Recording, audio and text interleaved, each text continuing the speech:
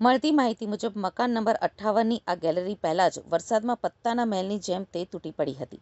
સ્થાનિકોના જણાવ્યા અનુસાર આ મકાન 35 વર્ષ જૂનું હોવાથી સુરત મહાનગરપાલિકા દ્વારા અગાઉ જ તેને નોટિસ આપવામાં આવી હતી.